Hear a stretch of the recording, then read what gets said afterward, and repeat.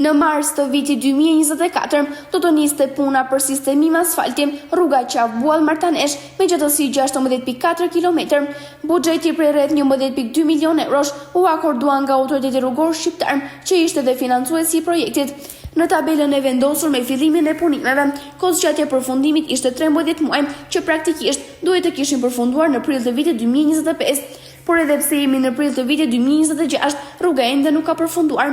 Bashkimi i firmave BEIS SHPK, Ergi SHPK dhe vëllezërit Hysa SHPK nuk arritën ta mbyllin kontratën në kohë. Madje është hequr tabela informuese e projektit, duke fshirë gjurmën e transparencës që takon çdo zbatuesi projekti me ligj. Deri tani janë kryer njësor punimesh në rrugë, por nuk duket të jetë drejt asfaltimit. Burime të besueshme pranë RSH thanë se kompanitë kanë kërkuar të dorëzojnë rrugën në këtë fazë, ku nuk është hedhur asfalti me argumentin e tejkalimit të Kosovës nga zgjerimi i rrugës. Ditët e fundit është bërë vendosje sinjalistikës vertikale, por heqja e tabelës tregon se kompania është drejt dorëzimit. Drejtuesit e mjeteve kërkojnë që projekti të zbatohet siç ka qenë me asfalt.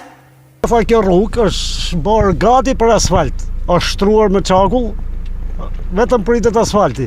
Janë bu mbrojtëse tajësore, sinjalistikat.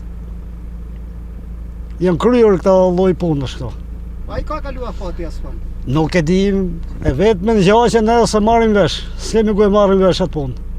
Nuk ka asnjë lloj mjeti për të punuar në rrugë. Nuk ka punojës në rrugë.